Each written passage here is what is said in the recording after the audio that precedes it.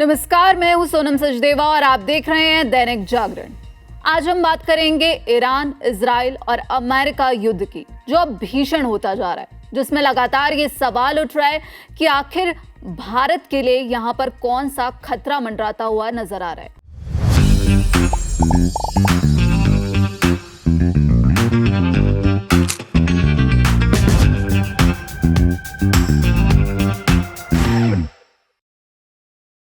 और आगे भारत की क्या रणनीति रहने वाली है, क्योंकि जो मिसाइलें हैं वो जो गोल्डन गेट है, गोल्डन गेट कहे जाने वाले चाबार पोर्ट के आसपास भी गिरती हुई नजर आ रही हैं। अमेरिका इजराइल बनाम ईरान की इस जंग में चाबार पोर्ट पर भी खतरा मंडरा रहा है। जो एक्सपर्ट्स हैं उन्होंने यह आशंका जताई है कि अगर युद्ध लंबा खिंचेगा तो चाबार पोर्ट को भी नुकसान पहुंच सकता है, जिसमें भारत ने अरबों डॉलर का निवेश किया है। और अब यहाँ पर भारत के लिए क्या चुनौतियां होंगी और क्या भारत के लिए मध्य एशिया का गोल्डन गेट जो है चाबार पोर्ट, जिसकी हम बात कर रहे हैं, अब यहाँ पर एक बड़ी परेशानी भारत के लिए आ सकती है। इसके साथ जानकारी के लिए हमारे साथ जुड़े हैं निपुण आलम बयान जी, उनसे जानेंगे। सर, आपका बहुत बहुत स्वागत है। बहुत धन्यवाद सोनम जी। सर, मेरा पहला सवाल आपसे यही है कि हम देख रहे हैं कि जो जंग है वो भीषण होती जा रही है। खामेनेई की मौत के बाद अब ईरान यहाँ पर तांडव करता हुआ नजर आ रहा है।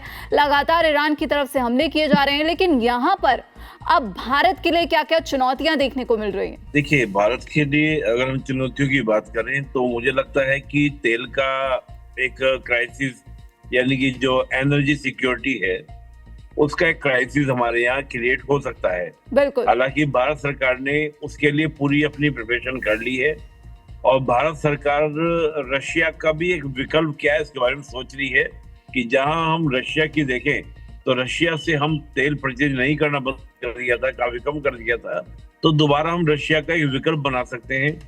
और दूसरा, आप जानते हैं सोनम जी, देखिए पहले क्या था कि पूरा हमारा जो डिपेंडेंसी थी वो केवल ऑयल के ऊपर होती थी फिर एनर्जी के लिए। बिल्कुल, बिल्कुल। अब हमने करीब 20% तक तो कंट्रोल कर लिया है। 20% की आपूर्ति हम अन्य और बहुत सारे सेक्टर से करते हैं। लेकिन सर, यहाँ पर अगर हम चाबार पोर्ट की बात करें तो यहाँ पर चाबार पोर्ट को लेकर भारत के लिए कौन सी टेंशन अब सामने नजर आ रही है?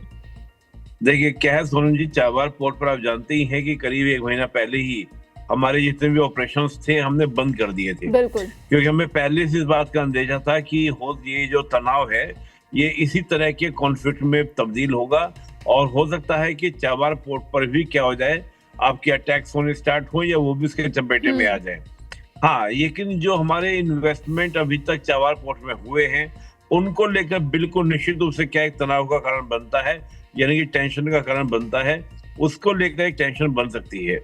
तो मुझे लगता है कि जो प्रेजेंट में हमारे इन्वेस्टमेंट वहां पर है, ऑपरेशन तो है नहीं चाबार पोर्ट, ऑपरेशन तो उसका बंद कर दिया गया है, लेकिन टोटल इन्वेस्टमेंट पर इंटरेस्टिंग बात यह है कि ईरान के अंदर जो चाबार पोर्ट है इसको लेकर अमेरिका भी जानता है कि यहाँ पे भारत की इन्वेस्टमेंट है और चाबार पोर्ट की अपनी एक स्ट्रेटेजिक इंपोर्टेंस है।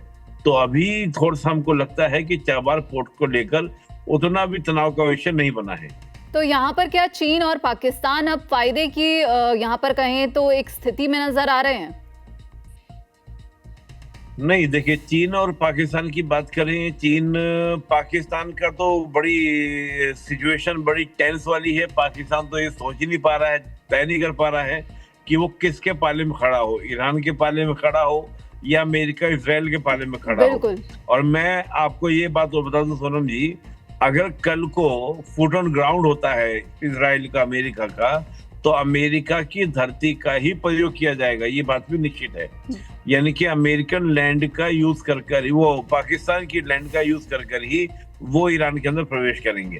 तो पाकिस्तान तो इस पूरी स्थिति में एक कहते हैं ना कि एक डाइसी स्थिति में करें तो करें क्या। बिल्कुल, पाकिस्तान के लिए यहाँ पर अब वो वाली स्थिति हो गई है कि ना इधर का रहा है और ना ही उधर का रहा है। जी जी जी। और रही बात चीन की, देखिए चीन तो निश्चित रूप से बैकग्राउंड में जो है वो अमेरिका से फाइट करने के लिए चीन ही है। लेकिन देखिए चीन जितना भी सप्लाई कर चुका है, चाहे वो ड्रोन की सप्लाई हो, मिसाइल की सप्लाई हो, वो वॉर करने से पहले कर चुका है। अब चीन नहीं कर पा रहा है प्रेजेंट में,